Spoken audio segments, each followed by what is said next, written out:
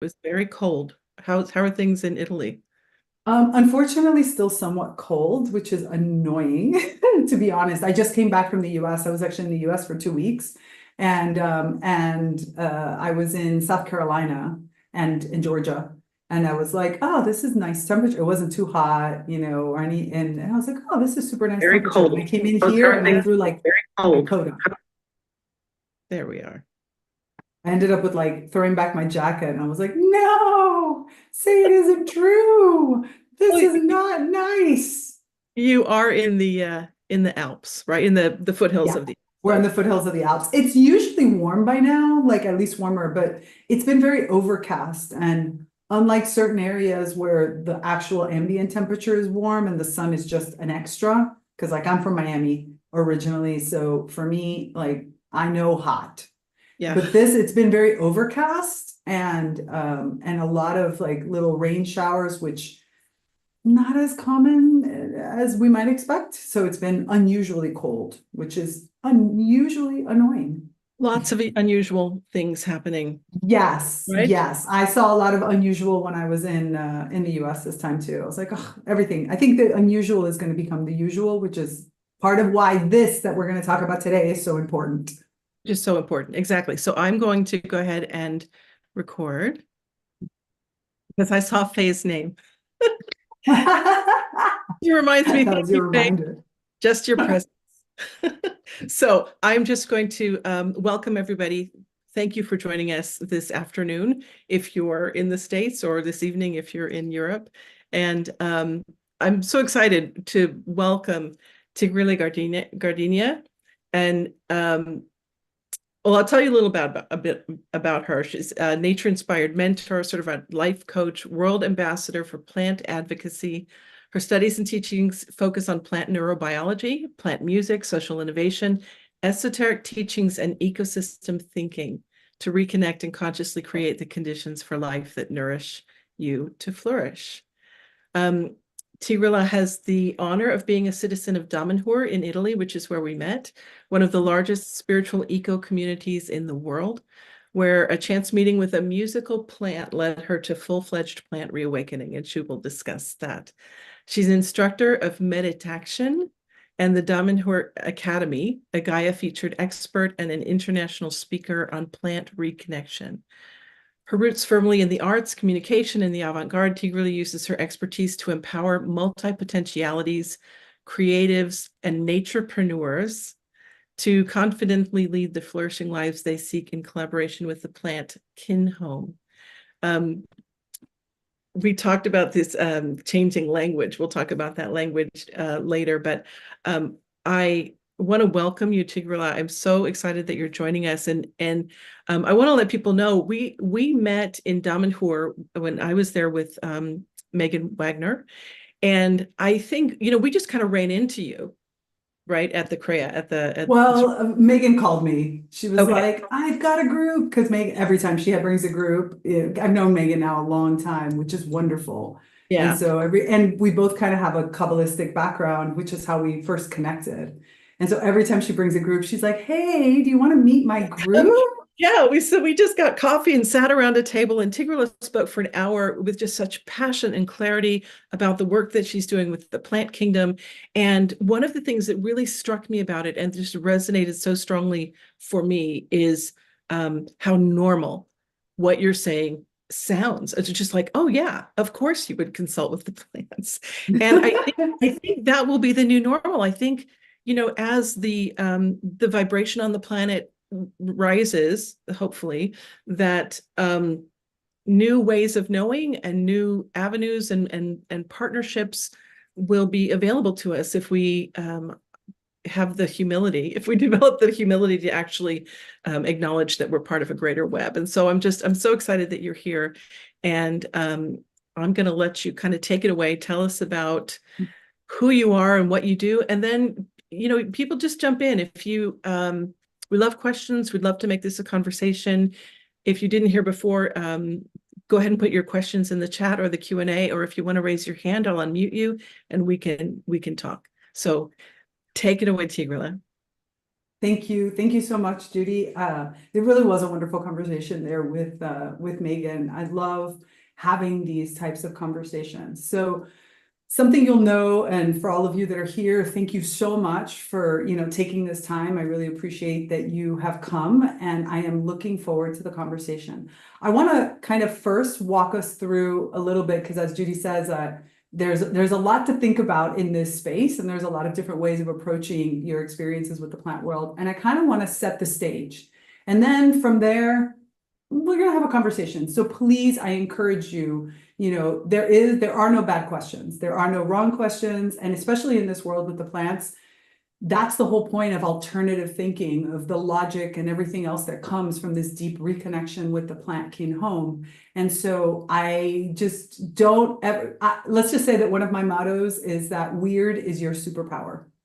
So that means that there is no question that's going to be like out of this world.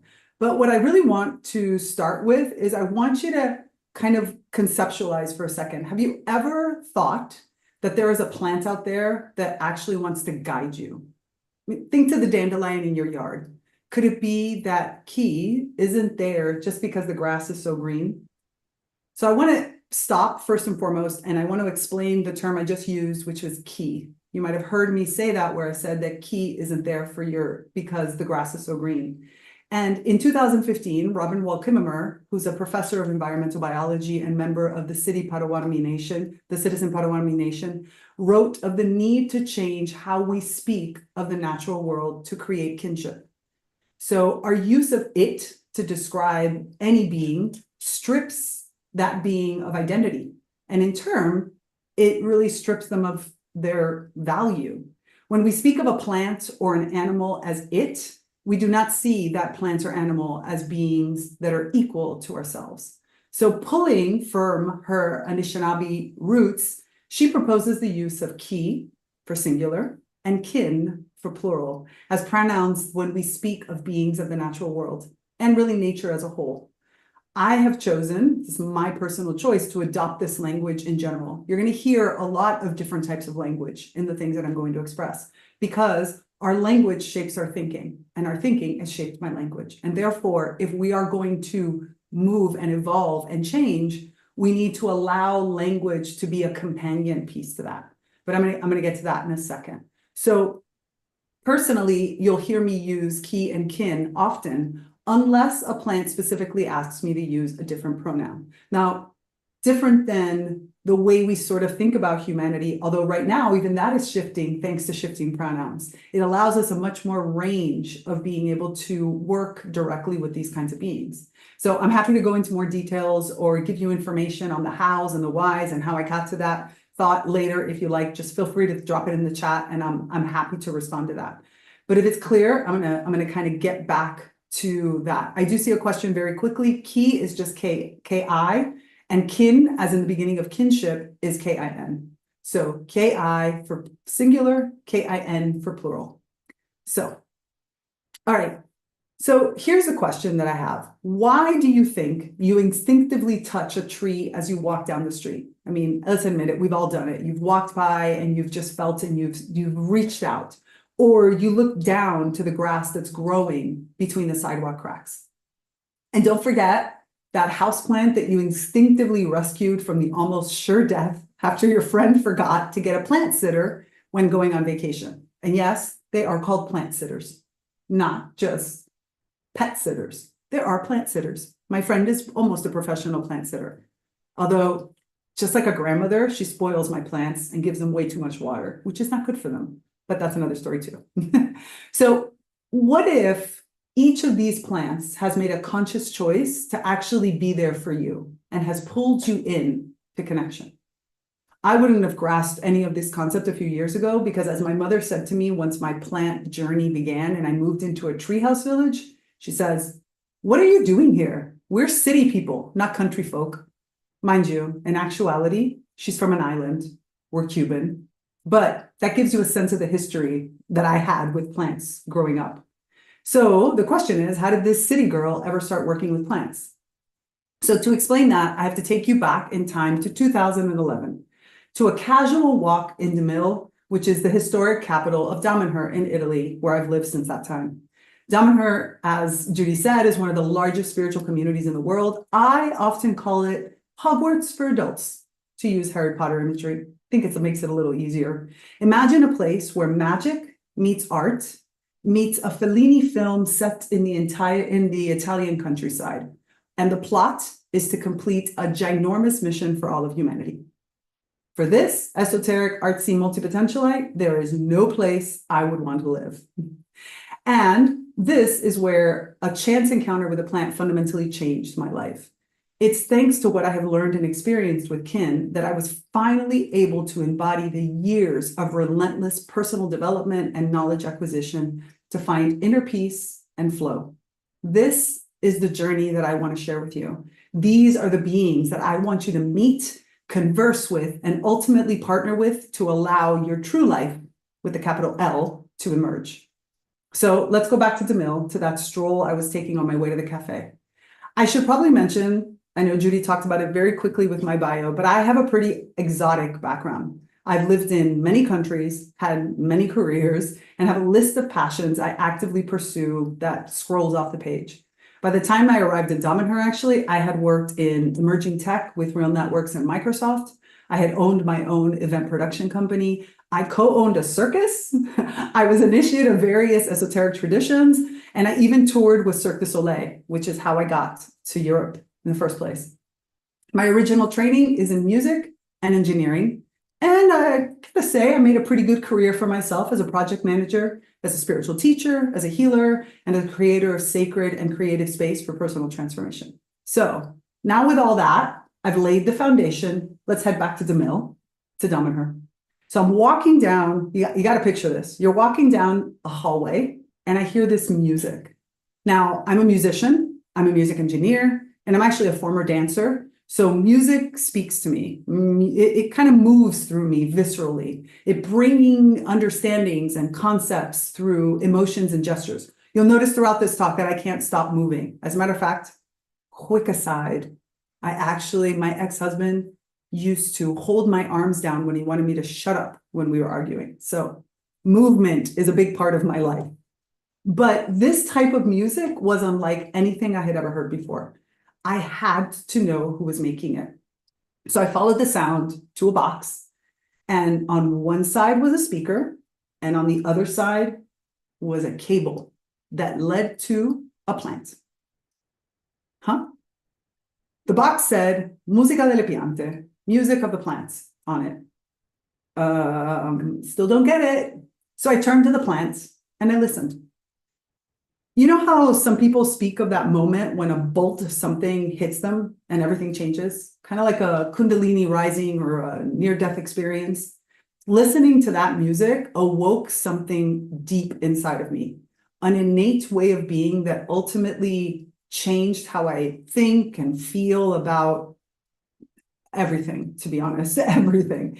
They say that music is a language, but in reality, language is a musicality. Music is the origin. To quote David G. Haskell, author of The Sounds of Trees, to listen to trees, nature's great connectors, is therefore to learn how to inhabit the relationship that gives life its source, substance, and beauty. At DeMille that morning, this plant was sharing directly with me Key's substance. And this began my plant reawakening. So whether you're a long-term seeker or your spiritual path is only beginning to develop, you've probably experienced some form of contact with a plant. Walking past that majestic tree, you can't help but stop and admire beauty. And if you stand still just long enough, you know that there's more to the exchange. So the question I started to ask myself was, what wonders could be learned about life from a plant? And if you allow yourself to enter into relationship with plants, these beings that have been with us since the beginning of humanity, what could be learned about what it means to be an embodied human? Now, here's the thing. Since the 1950s, research suggests we have become more and more distanced from nature and its life-giving benefits. Study after study, and trust me, I read a lot of studies, document the psychological and physical benefits of connecting with nature. People who are more connected with nature are happier, they feel more vital, and they have more meaning in their lives. Even in small doses, just about 20 minutes, nature is a potent elixir, lowers cortisol levels. It helps in healing. When in their hotel rooms, people found flowers and foliage, post-surgery patients needed less painkillers, reported less fatigue, and healed in faster times. This is a study out of the 1970s. We've known this for so long. So here's my question to you, and you can pop this in the chat. Out of curiosity, how do you define nature? Take a minute right now, think about it, and put it into the chat. What is your definition of the word nature?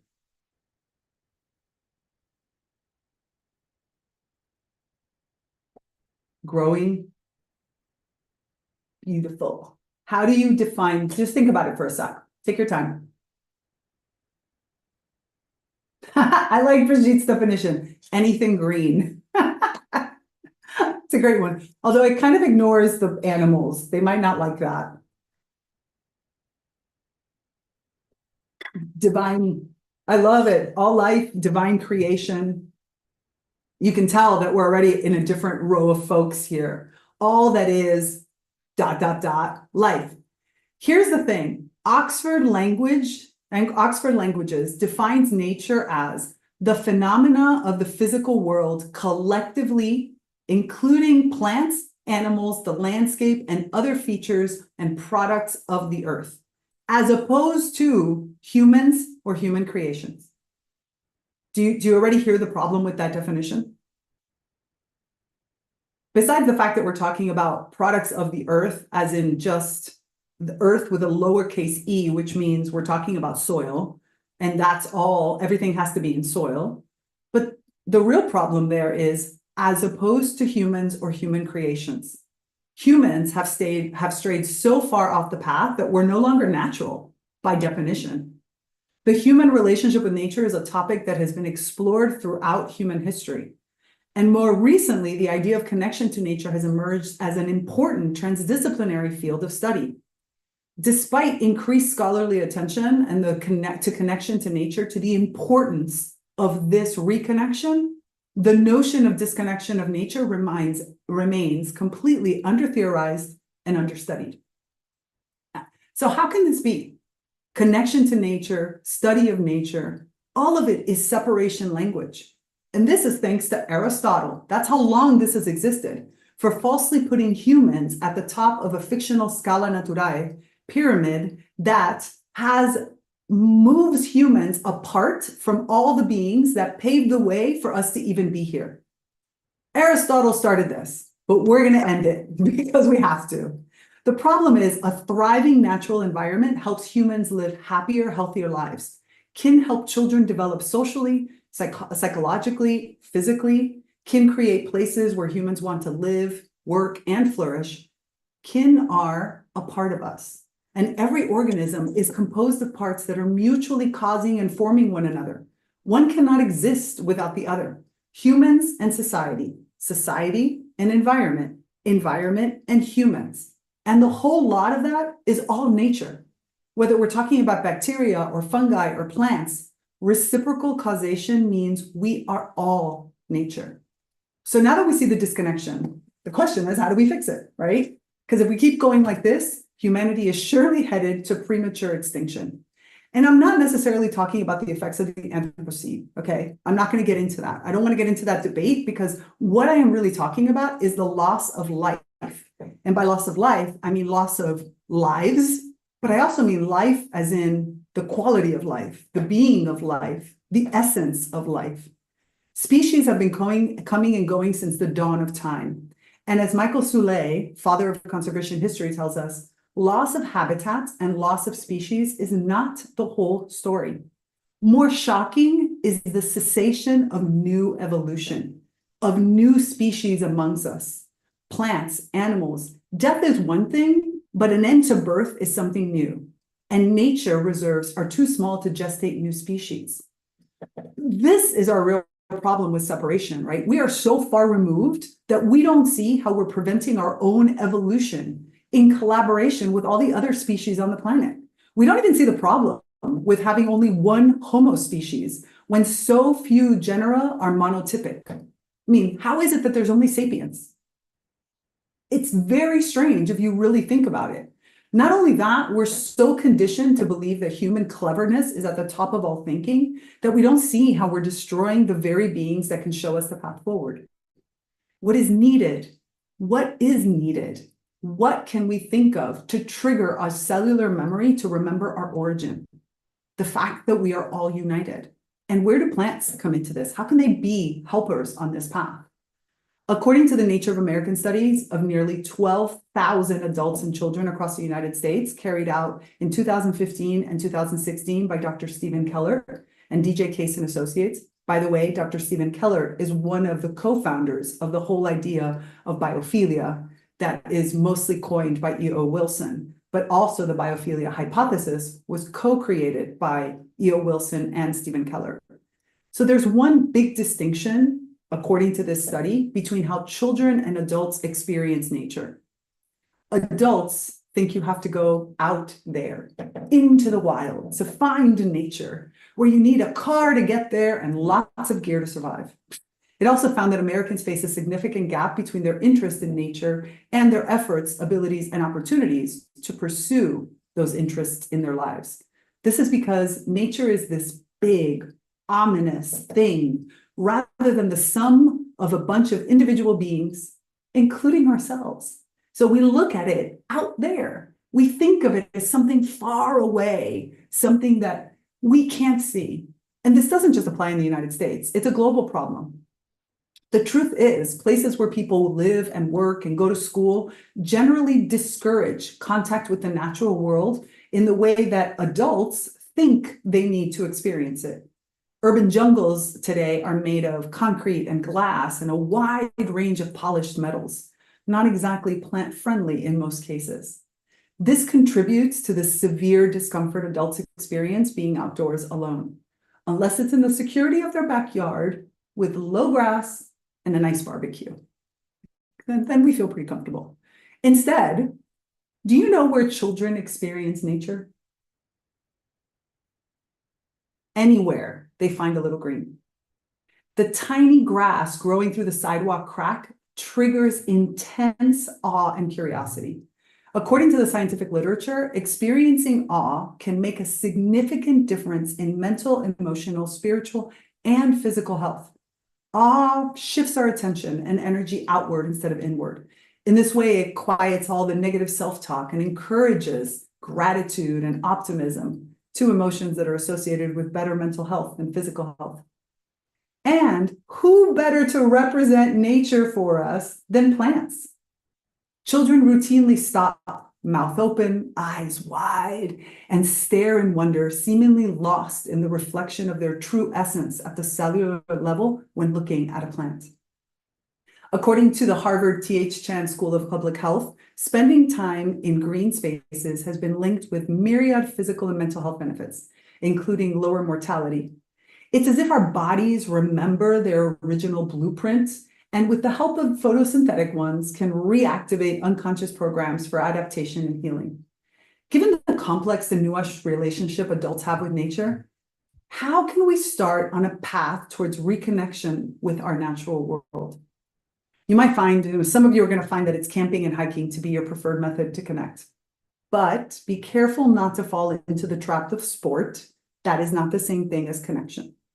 Our green friends have been silently, well, in my case, not so silently if you actually listen, waiting for us to ask for help. Kin are everywhere. You don't need to do something specific to reconnect. Over the years, I've worked with pot plants, city street trees, park flowers, lawn grasses, seaside mangroves, desert palms, and species of plants living in urban and rural settings, including tropical, because I'm originally from a tropical forest, boreal forest, because I spend a lot of time in cold climates, and temperate forest, which is where I live right now. And my business partner, my research colleague, and collaborate on esoteric missions are all houseplants. We're bombarded with frightening rhetoric like climate change and mass extinction. And as a result, we suffer from eco-anxiety. We're exhausted, dysregulated, stressed, and overwhelmed, right? Raise your hand if you feel into this, which leads to feelings of futility and anger. In other words, our disconnection from nature is disconnecting us from ourselves and each other. We've strayed so far off the natural path that we've forgotten our innate ability to confidently deal with constantly changing conditions. Instead, we're relying on outdated limiting beliefs to protect us from our own talents. And this feeds the fear, this underlying fear that we have and feel around every corner. We're in fight or flight mode all the time, causing the amygdala to run in hyperdrive. How could we possibly see the beauty in the world like that?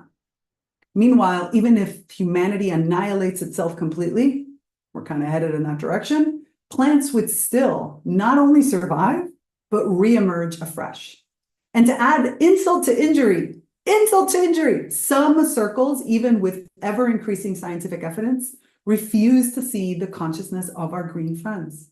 It takes so little for us to recognize human consciousness, awareness, recognition of self, memory, decision-making, even bad decisions. And yet these very same definitions seem to change when applied to beings without a central nervous system and brain. And later, if you like, depending on your questions, I can share with you all the different research that exists into how do plants actually easily fly over the bar set by the various theories of consciousness. It seems to be clear that to all non-human neurobiologists that plants are conscious beings who have evolved parallel modes of thinking, feeling, and acting. But the barrier to acceptance remains. I have some theories as to why, but that would be a whole other presentation that has to do with our fear. It's kind of a vicious circle, by the way. So let's quote from Einstein, because I think this is how we're going to get out of this. You can't solve a problem with the same logic and the same kind of thinking that created it. So why not try another route to evolve beyond the ails of our current society, one that takes you into the curious, playful mind of plants to rediscover your true capabilities of humanity. Think of plants as a gateway, or gateway drug, to the embodiment of a more expansive and complete human being. Can help you see the bigger picture, the micro building blocks that make up the macro, then fold back into themselves to build an ecosystem. With plant guidance, you find your own inner plantness, bypassing the intense human conditioning from culture, lineage, and education that we experience every single day. I mean, we don't even know how to go to the bathroom if it's not through a conditioned way that we've been taught to do it. We don't know our own bodies. We don't have that relationship anymore. So to step into what I call human plantness requires nothing short of a full paradigm shift. Our world is in dire straits anyway. So why not look to some of the more resilient beings to ever live on our planet to help us solve what ails us? I mean, personally and planetarily. Despite continuous change and unexpected disruptions, plants find a way to adapt and ultimately flourish. The nature of plantness is really about recognizing that although our primary form is human, being part of the natural world, whether we recognize it or not, we are also part plant. Within me are cells that most likely remember our last common ancestor with plant life, just waiting for a sign to revivify. Plus, we've been on this planet together for at least 200,000 years in human form. Longer than that, if you realize that many sapiens still contain up to 1 to 4 of Neanderthal genomes, 1 to 4% of Neanderthal genomes. So it makes sense that we're supported each other's needs by co-evolving specific characteristics. We have it in us to be able to reciprocally grow. Flowers have evolved colors and shapes and scents and nectar to attract specific pollinators. Think of the bees and the butterflies and the birds and the bats. Seed shapes are molded to match the fur of nearby animals so that animal can travel far and wide. That way seeds go where that plant will never experience.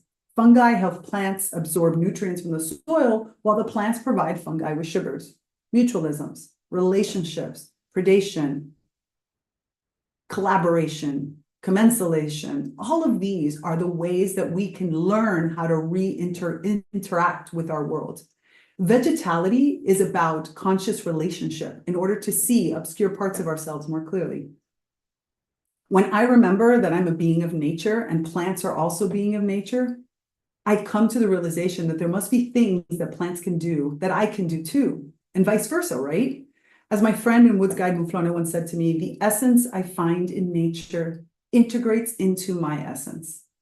For example, we know that plants have the same five senses we do, although kin use them in very different ways. Let's take vision, okay? Vision, which is the human's primary sense. We see the world, revere visionaries, and want to see what happens before we take action. Plants instead see the world quite differently. Ki have special structures called photoreceptors that can detect an array of wavelengths, allowing them to sense light. And this allows plants to detect visible, far red, and even ultraviolet light. Us, not so much, much more limited. But by working consciously with plants, would it be possible for us to re-evolve this expansive way of seeing?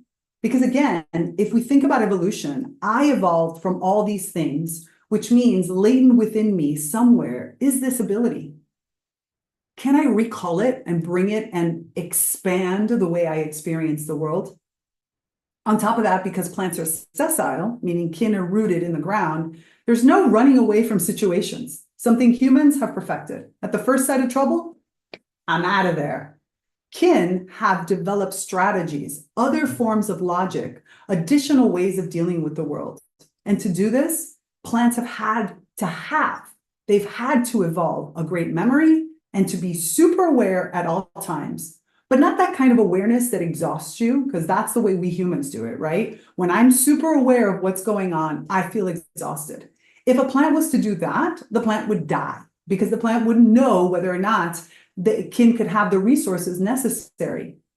But if instead we were to embody our plantness, could we have super awareness in a way that conserves energy? Again, all of this has to be part of some Homo sapiens somewhere, no? I mean, my animal nature gives me my instincts, the movement piece. My plant nature should provide the conscious presence, the active awareness in stillness. And wouldn't it be a gift to be able to work with these beautiful beings to expand all of this by just putting a little bit of conscious effort into it? In our ever-changing planet, plants show us every day how to adapt to constantly changing conditions by altering their metabolism, flowering, growth, and reproduction, and by migrating toward areas with more favorable climate conditions. Kin may be so sessile, but kin are definitely not immobile. Recent changes in global climate are causing many of the species to shift their ranges towards, for example, higher elevations. Tree lines around the world are shifting upslope. Even the Great Basin bristlecone pine, right? All Californians should know the bristlecone pine, Pinus longeva, the oldest non-clonal species on the planet, with Methuselah considered the oldest living tree at 4,853 years old. They're all slowly making their way to new areas to take advantage of better weather. These are trees that are slowly moving generation by generation. By the way, Pando and old Chico, who lives in Norway, Pando is in Utah, are a little bit ticked off that Methuselah stole their titles because one of them is 80,000 years old and the other one is 9,500 years old, respectively. So being clonal, that took them out of the running. But I think that they're a little older than Methuselah. No offense to the bristlecone pines, which I love very much. But just to say, that's a lot of time to be around the earth, knowing things and experiencing and seeing humans grow and also seeing our mistakes. It's kind of like a giant nanny that has been there and could help you, and you just keep pushing them away. Don't push them away. Whether kin like the move, like they want to move from one place to another or not, is not up for consideration by these timeless beings. Bristlecone pines prefer to co-evolve with the times. And right now, the times are getting hot. This is how plants exercise their plasticity. So can humans still say they have the same level of flexibility? No, what do we do when it gets hot? We bring in air conditioners and we bring in all these extraneous types of systems because we think our human cleverness can find the conditions that are optimal to us. But the optimal conditions are the conditions of the planet. We need to adapt. We need to discover, just the same as over years we did do it, right? We blonder skin when it was cold, like blonder hair when it was cold, warm, large, brown hair when it was really hot. We've discovered we have evolved all these different things. But then we started to recognize that Change means dysfunction or disability, not diversely able. And that's another thing that is holding us back. Your plantness guides you into expanded perceptions and abilities, gently leading you to the recognition that you are nature. And through the wonder and awe of the human plant lens, working with plants as models, as mentors, and as measures, you can safely feel into the multidimensional interspecies elements sprouting in your human beingness. Subtly and perceptually, over time, you will re-embody your true nature. And this is how we effectively overcome fear. We can see finally the beauty in everything again, rather than the way we look at things today. We can redefine sacrifice, deepen relationships, and even gain unconditional access to innate natural intelligence, that kind of magic essence of life that permits us unimaginable emergence from a state of presence. Your truth is pure presence of being. And once we are, then we can become anything we need to become. Look, I'm a lifetime student of esoteric, artistic, and scientific philosophies that have deeply, deeply informed my worldview. Spiritual physics, Kabbalah, sacred geometry, modern dance, music engineering, performance, plant neurobiology, critical plant studies, biomimicry, ecosystem thinking, just to name a few. And I'm always eager to learn. I love learning. I've studied with some of the greatest minds in the bio-inspired sciences now, getting a master's degree in Futuro Vegetale, which is vegetal future, plants, social innovation, and design under Stefano Mancuso and Leonard Chiesi at the University of Florence. Through practical application as a teacher and a healer and a researcher and a coach, these disciplines coalesce to form the foundations of the work that I'm sharing with you today. And as predominantarian philosophy, I don't believe in absolute truth in the world of form. Your truths are designed through your personal lens. And as such, you must put principles into practice in order to develop your own understandings and applications. Coevolution between human and plant mind. That is what's going to bring you to where you need to go. So like an ever-growing root system, your plant reawakening will touch everything in your life, or at least I hope so. Weaving its way through your thoughts and experiences and knowledge, I cannot even begin to tell you with 100% clarity where your co-creation with plants is going to take you or where it's going to take humanity. But that's the beauty of it. I'm no longer afraid of the thing I can't see in front of me because the plants help me understand that I have all the tools I need to be able to deal with it, to be able to live in warmer climates, to be able to find food and shelter, to be able to create the life I dreamed of. Each conscious plant that you will encounter will give you a piece of the cosmic puzzle. Well, cosmic puddle would be interesting though. Cosmic puzzle, that's your soul's mission. And what will arise in you from the original thought that you create is yours and yours alone, just beyond the current human comprehension, because you're going to be co-evolving with plantness. What emerges on the other side is an expanded version of you, a version of you that can speak and think and experience and feel and touch and hear way beyond, because you will be a being of nature. And as such, you're never alone and always in alignment. Every plant expresses nature, and nature in turn expresses plants. Plants create their environment in harmony with others, and as such, the environment supports the plant's evolution. In recognition, you can substitute the word plant with human and obtain the same results. So now I really want to invite you to rediscover your vegetality by resisting the urge to hold back your emerging green brilliance. Thank you. Okay, now who has questions? Who have questions? Wow. I have two. So you talked about Robin Wall Kimmerer and in her book, I think it was Finding the Mother Tree, right? Was that hers? No, it was Braiding Sweetgrass. Finding the Mother Tree of Susan Simard. That's right.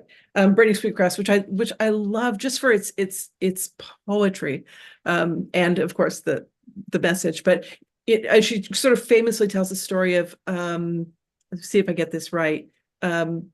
She was in a class, or a friend of hers was teaching a class on kind of environmentalism or whatever, and asked the students in the class you all love the earth. You're all here because you love the earth and you want to help. Do you think the earth loves you back? And she said to a person, they all said no. And going back to that idea of, just connection and language and awareness, you talked about the separation, how, we kind of separated ourselves out. And it seems like that has brought, kind of guilt and shame and fear and all of these things. And this collective feeling that the earth can't possibly love us because of what a destructive force we've been on the planet. And so so my other question goes to how you actually communicate with plants, what is your process? And then kind of what the feeling you get about that, about whether or how, whether the earth loves us as a species, as kin.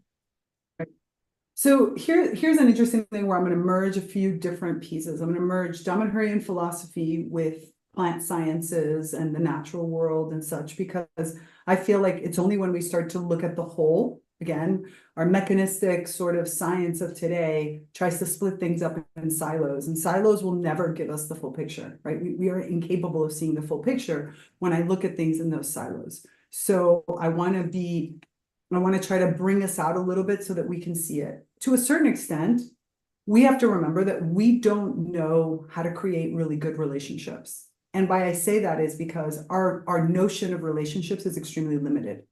When we think about relationships, we think about things like, parent-child, we think about love, we think about, intimate love, we think about friendship, we have about a few categories, and we all use the same word. We use this word love. But love is a way, when we think about relationships, there's so many more. When you look at the natural world, commensalisms and predation and parasitism and all these different things, and none of them are blanket good or blanket bad. A predator and prey relationship is not by definition bad. On the contrary, it can be super important for an ecosystem. It's just part of the relationship. So we are part of the relationship with Earth. Right? Earth is a being, according to Gaia hypotheses. It's a set, self-regulating, poetic being that can regulate and move things around as necessary. So does the earth love us? Yes. Because when you look at love, love goes beyond any kind of judgment. Unconditional love is made of so many different kinds of relationships. Different relationships that I have with myself, different relationships that I have with other people. It has different relationships of other beings. It has all these different aspects. And therefore, the planet is going to self-regulate into whatever is necessary. So even if the planet decides to kick us off, right, create conditions that make it uninhabitable for us, first, it's going to be with lots of gentle nudging in certain directions. It's not like from today to tomorrow, we have all of a sudden temperatures that spike up by 100 degrees in one day, right? It's a gentle flow that is nature's way of saying, the earth's way of saying, come with me on this journey.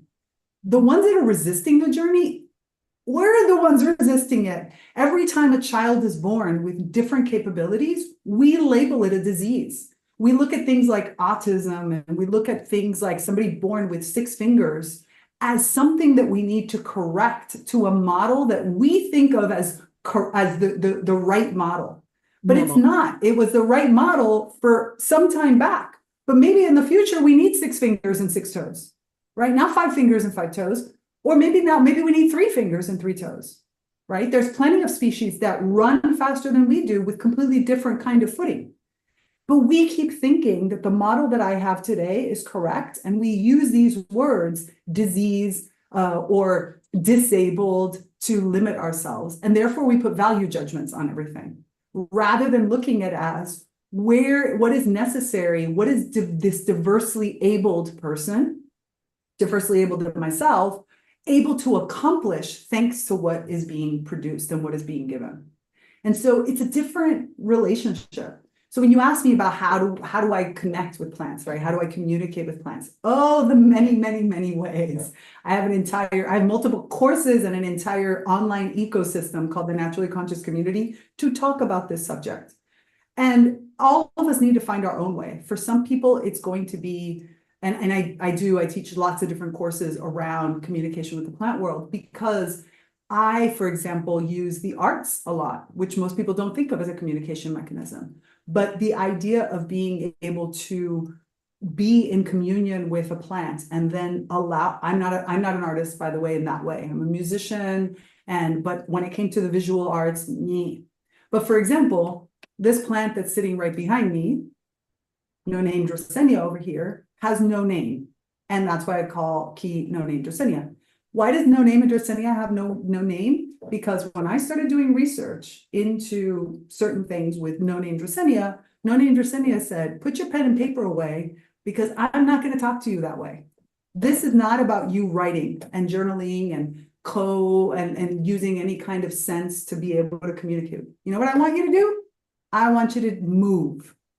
And that was where I started to reclaim movement, that being in different cultures and my own, I had started to limit, and therefore my thinking was limited and my way of being was limited. And I was working on imagination, specifically with this plant. And the plant said, the way you're going to work with me is through movement. And that's about as much as I'm going to tell you. So I'm not giving you a name because I don't want you to talk to me. I don't want you to do that. I want you to dance with me. I want you to move with me. And over the course of about, how long have we been working together now? 2 years. I have reclaimed so many aspects. I thought at first it was going to be music and dance. No, it's all come in expressions and gestures. And I find that in order for me to really understand things, I have to move, and I move my body. And that's the way. And then from that movement, I get new areas of understanding and clarity. So this plant works with me through movements. Spider plant, my business partner, is more clairaudience. I can hear what spider plant wants me to think and do. Some of the other plants are through many different ways. So when I teach, I try to teach a really wide range. The most important difference is that most of us think about only listening and receiving, which is a part of it. But there's also a two-way conversation. I do have, through my dance, I also speak back to no name Dracaena. I get clarification, I ask questions, I experience. I don't think this is a one-way discussion. On the contrary, we're equal beings. We just happen to have different forms. Therefore, I want no name Dracaena to also experience me because we're trying to co-create in this world. So no name Dracaena needs to be able to speak human just as much as I need to be able to speak plant. It has to be a two-way dialogue. I love that so much. Rick had put in the chat earlier that he had heard that sometimes when weeds, like new weeds, show up in your garden, it's because something knows that you need their medicine, right? And if we paid attention like that, if we were aware of that kind of cue, I mean, how different would the world be, right? Yep. That's yes.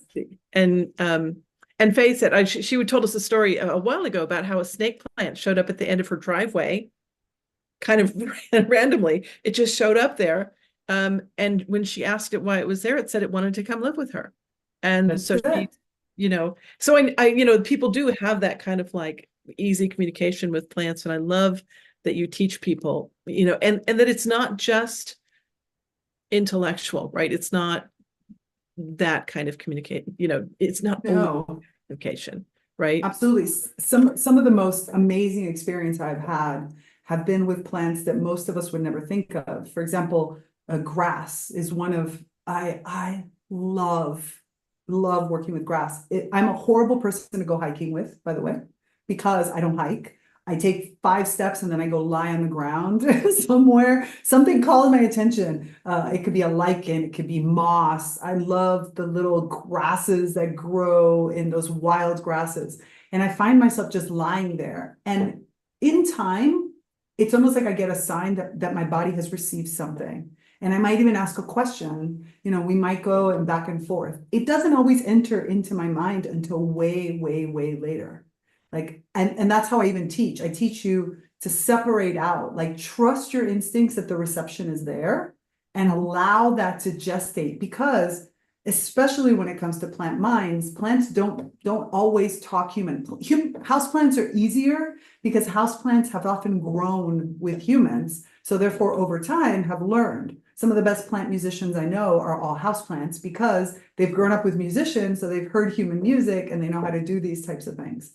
But that's not always the case when I'm outside. So when I'm out and about, I love being able to like have an encounter and just trust that the encounter, that the exchange is happening, and then let that unfold. So I always tell all of my students and people who work with me, first thing you want to do is grab yourself a plant notebook or a recording device, and just whatever you might do, allow yourself to receive in the time. Because that paradigm shift, those new words, that new way of thinking can't happen in a heartbeat. It has to digest through your body. It has to be integrated. And I think of the plants as doing that, that feminine energy of containment, of integration, of walking through there.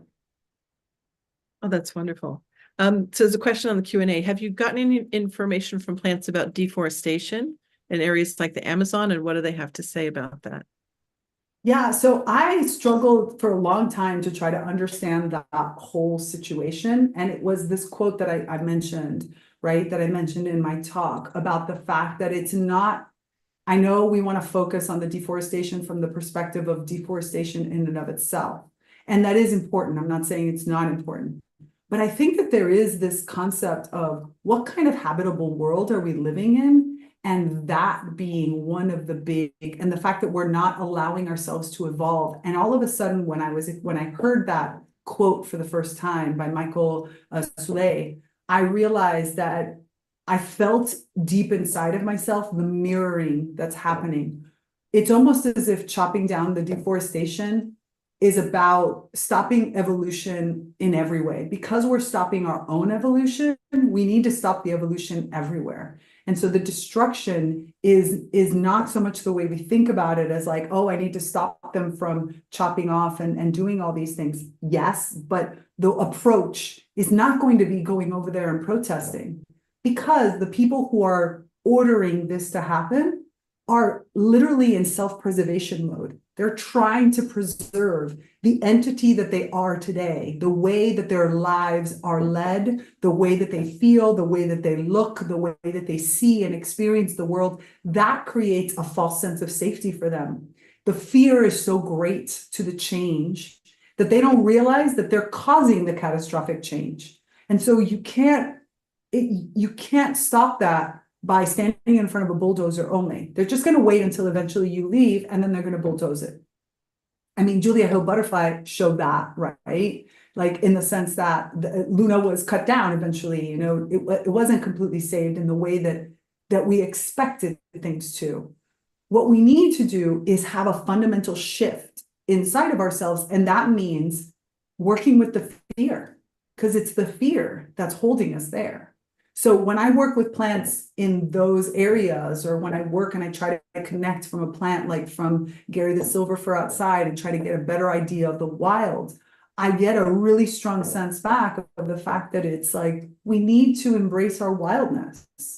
We need to embrace our diversity. We need to feel safe in the unknown. And these are the things that are causing this mass destruction. Now, I know that there's other people that need to slow down that mass destruction. So I honor all, and I totally respect the people that go out and stand in front of the bulldozers. I just know that my path is to work with people to help them through that part. And my hope is that I'm going to help, the future CEOs and those people that are going to be the best friend of the CEO who whispers in their ear saying, hey, have you ever thought to talk about a plant? Because you've got a lot of anger issues, type of stuff and things like that. Yeah, I love that. We talked a little bit before this began. We were talking about I was just admiring the language. We talked about how there's so many people I know, for many years I was thinking, God, we need a new language, or we need new languaging around these concepts as they emerge, these concepts of connection, a language of connection, because our language is, especially, I don't know about others, but especially the English language, is so siloed,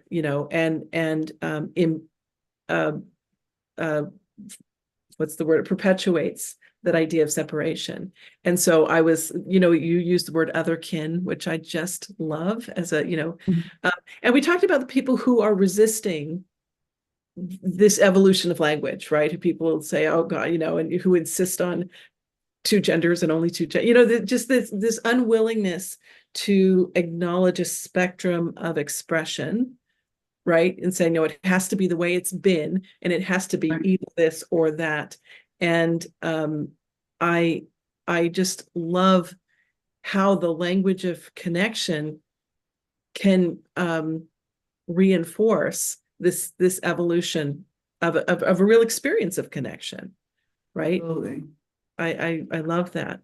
And that it's really important. We have to recognize that our words in almost every, I mean, I speak multiple languages, and some languages are actually worse than, I mean, I speak many common languages, let's say, you know, Italian and Spanish and French and other languages that I've studied.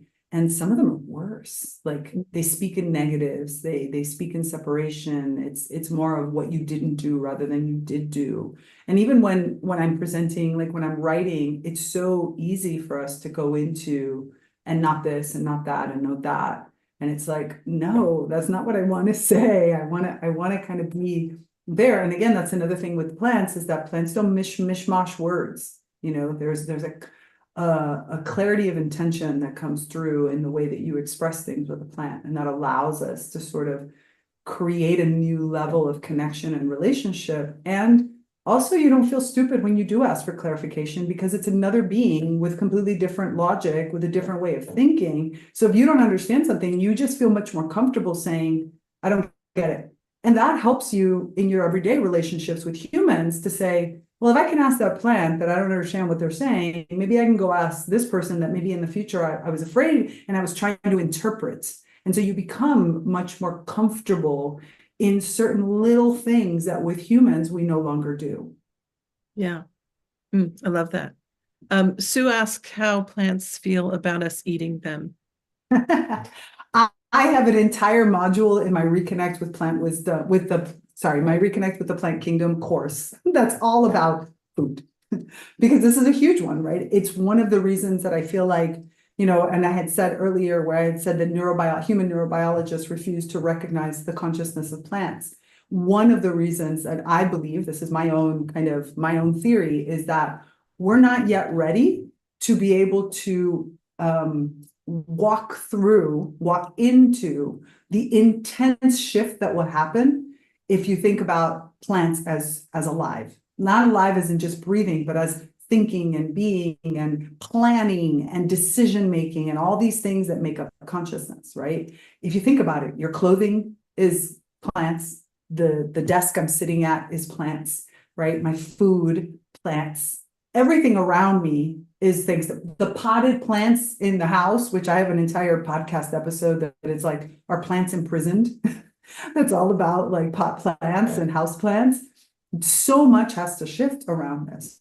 But the thing is that that's because we're using human lenses, right? And the human lens has a very strict definition on life and death, right? We think life good, death bad. Even if we believe in reincarnation, even if we believe that every life has a purpose, and even if I accomplish my life purpose, I'm still supposed to live in perpetuity type of thing, because that's just the model that we're experiencing. We have a lot of fears, again, around all these different things. So when I created Reconnect with the Plant Kingdom, module 2, death and dying, module 6, food, because these are those big fundamental shifts. And so plants don't have a problem with being eaten. Their bodies are meant for a lot of this type of experience, right? Modular, self-regenerating, healing, perennials, like all versus annuals, like all these different aspects that allow us to enter into relationship with plants. And just like we were talking about, some animals and some plants are prey and some are mainly predators, right? There's an entire cycle of life that regulates and that kind of creates this constant flow and balance throughout our planet. That is what Earth does best, right? All of these things that are currently living and then dying off and then nourishing the living through their death process and then coming back in. So if you take a more kind of esoteric view of this, and you even realize that we ourselves, whether you believe in reincarnation or not, are also part of that cycle. So either physically through the nourishment of our bodies back to the soil, or through reincarnation by coming back and continuing our path with different elements, you recognize that the problem is not killing for food or for clothing. Our problem is excess. Our problem is when we go out of balance, when we move out of that harmony, when we're no longer flowing, that's when things get bad, because then there is that cessation of birth that we're talking about. And the birth is what brings evolution. Nature has one goal, to evolve. And in reality, we as humans have that same goal, but we don't allow ourselves to evolve. So all of this sort of feeds into one another. So it's not a problem to eat, it is a problem to waste, because the waste implies, especially if you waste and throw it into the dump. In nature, there are no dumps, right? Nobody has a dump in nature. Everything that gets used by a natural being, by any kind of ant or plant, gets used, it gets used by them, and then what's left over gets used by someone else. And you have entire species that entire job is to decompose. But we as a human could never think of ourselves as decomposers. That's bad. It's not bad. It's not ugly. It's, on the contrary, extremely beautiful, turning this waste into something beautiful. So it's more about, again, the relationship, the balance, how much I use, how do I use it, what do I do, what's the cycle of life, rather than am I eating or killing or using in some ways, because we all get used and we all use. I love that so much for the expansion of the context, right? I'm very passionate about expanding the context within it, which we see ourselves, because we have been so constricted. And that that worldview, I think things become less stressful when you see that there's a flow, right? There is a flow. Right. And if we can be in harmony with it, all the better for everyone. And I had read something years and years ago about a woman who was communicating with a nature spirit. And the nature spirit said, you humans think you're the only ones evolving on this planet, right? But all life is evolving. All the plants and the nature spirits and the elves and the trolls and the planet herself, right? And it's really important, I think, what you said about humans wanting to stop, being uncomfortable with it and saying, no, we don't want to do that. We only look at one level of evolution. We think about it technological evolution, but the truth of the matter is that if you go by proportion of size, actually, when you look at biocivilizations, they're way more evolved than we humans. I mean, termites have been creating air conditioning systems and elaborate architecture way longer than we humans are. I mean, for our size and our dimensions, we do amazing things, but so do a lot of other beings. Like, I mean, come on, let's just go and sit and look at a termite mound, and that's gonna like blow your mind when you really think about everything that termites do and all the roles that they play and everything that happens. The same as when you see how quickly a plant can conquer space and like create a livable environment out of it. We can't do that. Like, a plant you can seal them inside of a terrarium, right? Closed, and live 50 years. We can't do that. You can't close me into something and I survive. I need those relationships. And so are we really more evolved? I don't know. Yeah. But it's so interesting the time we're living in, where you talked about this, the emergence of new ways of being, is neurodivergence, across a wide spectrum. I was reading a book about synesthesia and how it is more and more prevalent, as people start to hear colors and see sound, and those, and our innate senses seem to also be expanding. You talked about that, the evolution of humanity resides within your being. It resides within our physicality. And if we can access that, I think that I honestly believe that that's where we're going, with the help of the plant kingdom and the other kin, right, that we can partner with. And I think it's so exciting, because I think it will unleash creativity like we've never seen, and the ability to really come into harmony on a level that we've not been able to live at,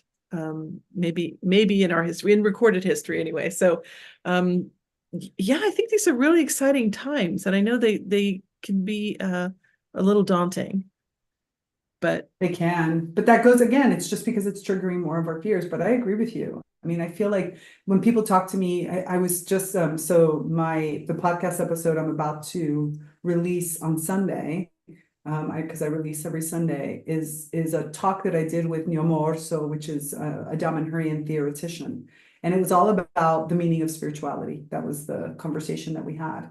And of course, one of the questions that came up, because we were doing a live stream also, was that was around the idea of all of the doom and gloom and all of the like horrible events and wars and stuff like that. It's a beautiful discussion that he and I had about besides the fact that sometimes we don't understand. If you believe in if you love the tarot deck, then there's the tower card, and the tower card is actually a really beautiful card, right? Things have to sometimes fall in order for new to be created. Sometimes you have to break down something, kind of like the decomposers that I was talking about from a natural environment. These are all really important aspects, and I don't always see the game at play, right? I don't have all access to all the chess pieces, which is part of those limitations that I have, so I can't see how it is. But what is clear right now is that I'm starting to see a lot more of the chess pieces. What's clear right now is that lots of the things that were obscured on that chessboard of life are starting to become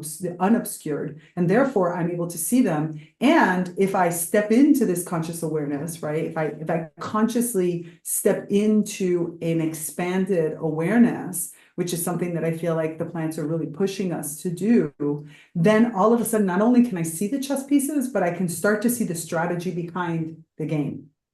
And I can then choose sides or choose my own moves more deliberately and more consciously. And it doesn't become a, blind man's game, but it becomes something now where I become an active co-participant, and especially moving even forward, co-creator. And I think that that's really, for me, what has changed so fundamentally the more I've worked with plants. Things that I had lots of judgment on, my own self-development work, where, you're like, why does this keep coming up for me? The more I worked with the plants, the less I stopped asking that question, because I just realized that there is nothing bad about it. I just didn't know how to use it. I wasn't sure how to use my talents in the right way because I didn't understand the chessboard. But as the chessboard comes more advanced, then all of a sudden everything enters into a whole new level that I can then play the game more deliberately. Mm-hmm. More consciously and aligned with your intention, your intention. Absolutely. To a healing presence on the planet, or whatever the intention is. And there's such a synergy there, right? It's synergy emerges, which is beautiful. Florence says it feels to her like there's a consciousness in every atom, molecule, particle, and they know what and why they're doing what they do, and they each do their thing in every rock, plant, etc., all over the universe. And that's right there. There's this flow. There's this. That's it. Expression of life, the way life is expressing. And it's that reciprocal causation that I was talking about, right? I create, and in turn, everything that I create creates for me. And it's this continuous motion. So of course it makes sense that molecules and particles each know their parts to play, and they understand, and they also know when to shift out of that, right? That's how we create new things. Yeah, it's very artistic. Mm-hmm. Sort of an emerging artfulness or artiness about it. Yes. Beautiful. Which is why the arts are so important. For me, the fundamental aspects are the science, the spirituality, and the arts. And the arts are super important because in the arts, I can step out of the logical mind, right? Remember that awe and wonder I was talking about that we can trigger? We often trigger it. I look at a beautiful mountain and I'm in awe, right? But if I look at a beautiful piece of art, I can also be in that same level of awe, right? I allow myself to kind of step out, and I don't have any need to necessarily understand that piece of art. I can go and be like, I'm just going to lose myself into whatever the arts are, whether it's a movie, suspension of disbelief, all these aspects. This is super important for us right now because, again, the new logics reside right outside of that suspension of disbelief. They reside and they can emerge when I trust that something is going to come of it that is worthwhile, and therefore I allow myself to go with it. I think trust is so important. It's a very good. Okay, so Fran says she has a concern.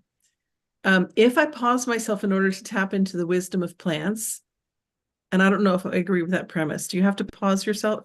But we'll get it. If I pause myself in order to tap into the wisdom of plants and invisible energies near and far, as well as I can in this stage of my evolution, do I have to own what environmental damage is and has been done by big multi-million-dollar companies, forest clearings, deadly drugs, etc.? Or can I see those unconscious, widespread historical destruction forces as not being part of my agreement and mission? Suggest new ways of seeing the whole, either as improving or being always negative. Remember how I was saying that part of the entire problem that we have is that in order for me to step into something else, I have to pass through the fear. This is a great example of it, right? Our human construct is I take responsibility for what I create, which makes sense, right? That there's a lot of reasons why that paradigm works. But there's a bigger game at play. And so tapping into the wisdom of nature, I'll leave the pause pad out for 1 second, tapping into that plantness, into that animalness, into that rockness and funginess, and eventually into all these other nesses in order to feel my full beingness means that, again, I see the greater game at play. I start to understand what is happening at a much bigger level. And so the multi-million-dollar companies that are forest cleaning and the deadly drugs, and all of a sudden, it's kind of like if I think about an ant pile, or if I think about a plant that has some kind of disease that reached one side. What does the plant do? The plant has a whole series of strategies in order to deal with that. I can isolate, I can cut off, I can, I can try to push off, I can call in other support systems. But sometimes that plant chooses to cut something or even to kill themselves completely because they see that for the overall ecosystem, that thing that just happened, maybe for whatever reason has triggered an understanding for that plant, and the plant chooses to then step out of the way in order to make space for the ecosystem. So they could fight, they could learn how to work with, they could call in reinforcements, they can die themselves. There's so many more things. So when I allow myself to step into that thinking, I don't look at something with this concrete bad and good. I start to look at that spectrum that you said, and more importantly, I see what my role in that spectrum is. All of a sudden, I understand that if I think of all of this as a giant ecosystem, and right now, as these big multi-million-dollar companies, as she says, as being a predator of some sort that's coming into the ecosystem, I understand the role I'm supposed to play, and then I can execute on that role. So it just changes the perspective, and it gives us a different lens to play with, and therefore to work with it and to understand what parts of what's being done are actually good for the ecosystem, and what if instead is not. What is my role in order to create a healthy ecosystem again? Oh, I love that. I love that. And I think, maybe because in the last 20 years or so, I don't know what it's, we've taken this concept of, you create your own reality. And I think that we have taken on a little bit too much. Maybe we're not all that powerful. As Faye says, we're not powerful enough to be solely responsible for the bad things that happen. We are powerful enough to contribute positive energy to the mass consciousness. That's what we can do in our, life. Because there is such a large play going on, right? Very complex. It's not all about us. And like you said, sort of like taking responsibility for individual things, it feels constricted to me. It feels constrained. So, yeah, and again, remember that. So it's an ecosystem is made up of actually nested components. As are most species, as are ourselves, right? We have gut health, and we have brain health, and we have a central nervous system. We're also made of multiple ecosystems that are interacting with these ecotones in between, right?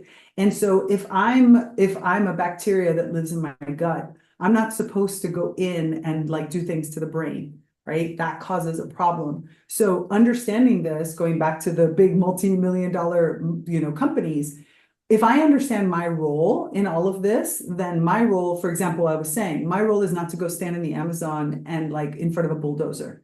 But I do know that I have a role to play that will affect what's happening over there. So I feel very confident that my personal work, because it is aligned with the mission, with the purpose that I came into this life with, because it's connected, because I'm doing it in a way that is part of my soul mission, then I feel like I understand the little piece, or maybe the huge piece, depending on how you look at it and who you are and what your role is. I know that the ripple effect will touch whatever it needs to touch. And so I think if we all worked in that kind of alignment rather than our conditioning and our fear and being driven by other, but instead it was coming from that beingness, that feeling the ground of the connection, then I could more easily step into my purpose and my role in a much more comfortable and safe and feeling way. And I would know that as part of the overall evolutionary path, I'm going in the right direction for what needs to be done. Yeah, beautiful. Beautiful. I want to make sure that we let people know how they can work with you, how they can contact you, because you work with individuals, right? I do. And you have a lot of teaching going on. So can you just sort of say how people can get a hold of you?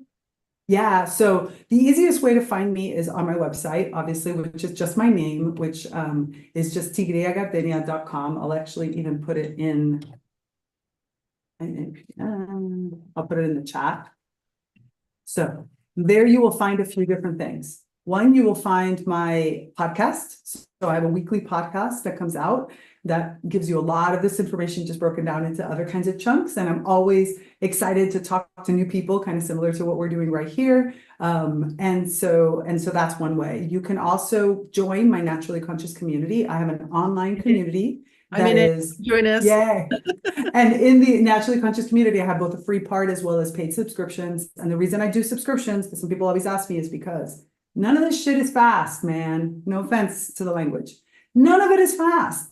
Evolution took billions of years for us to get here. We have been conditioned over millions of years. It's going to take us a little time.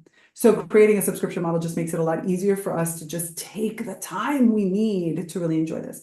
So there's a book club, there's a writing and creativity group, because remember I said the arts is really important. Reconnect with the Plant Kingdom, which is my course, is there. I do master classes, like continuing education, on a regular basis. So you can participate in that. And then I do one-on-one mentorship and coaching. So I am a certified life coach and as well as a nature-inspired mentor. And I just really bring all of this to help you integrate with both me individually, and all of my mentorship programs have simultaneously access to certain parts of the community that give them also more group support, because, we evolve faster together.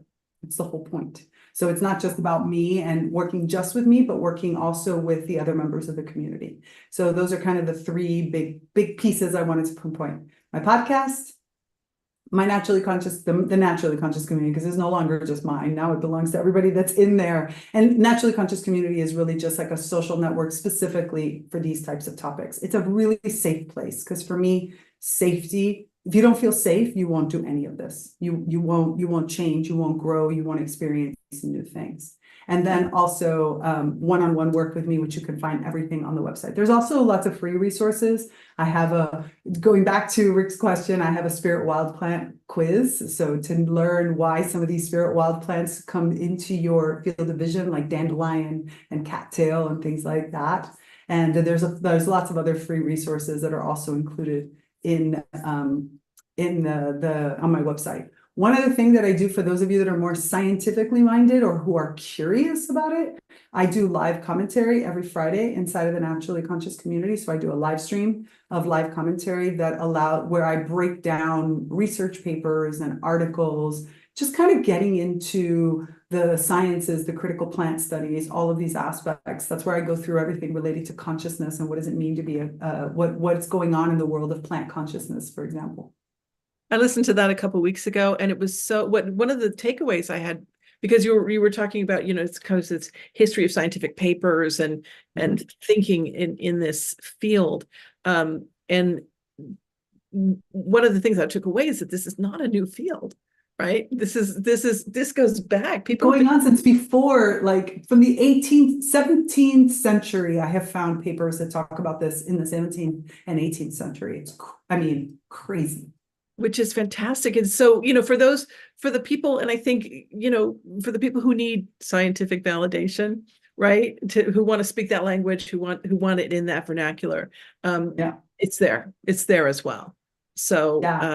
And also to understand what they're saying, because sometimes scientists, which was the case with one of the papers recently that actually explicitly called it out, but I thought it was great, is that a lot of scientists do not feel safe to be able to say certain things. So they have to kind of veil it in certain kind of ontological and epistemological language, as I like to say. And so also the discussion we have when I do the live stream is exactly that, like, what's happening underneath and how do I take this and put it into everyday life vernacular? And how do I see where this applies to everyday life, and understanding how these parts of plants can help us see things over here, and how this thinking expands this thinking over there. It's really, that's been the most fun that it's been. Like, I did one on traditional ecological knowledge and plant sentience last week, and it was just so much fun to like, oh my goodness, why had we not thought about this, and how this comes together and such. well, I just love that it's coming out, and you're doing it. I mean, with others, but I just love that. I want to respond to Rick, because Rick put about the Yeah. secret life of plants. Rick, go listen. You can find it on my YouTube and in the Naturally Conscious community, to my review of that 1970s plant craze, because it's going to talk specifically about what happened when the Secret Life of Plants came out. It's a fantastic paper that's inside of this wonderful anthology called Antennae. And it's just amazing to listen. And I also talk about my own experiences with Cleve Baxter and things like that. I was gonna say that whole thing about Cleve Baxter. I think I listened to that. It's amazing. Yeah, it's great. Donna Lee asked me if I could enable people to copy in the chat. I don't know how to do that, Donna Lee. It's a setting. Yeah, okay. If I can save it. It's weird that you can't. Yeah. If you go back to the newsletter where this meeting was announced, her website is actually on there, and I will put it in the next newsletter as well. So if you're looking for the newsletter, the website link. Yeah, it doesn't let me to share it, because I saved it, but it doesn't actually let me share it. Yeah. Okay. It's because of the thing. Yeah. Okay. Well, we are at the end of our time. I just want to thank everybody for being here in the middle of the day, or in your case, in the late evening. Yep.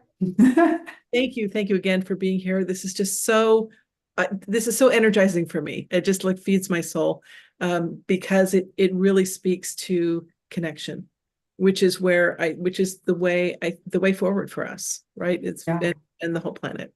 So thank you, everyone. Have a great afternoon. Have a great weekend coming up, and we will see you next time.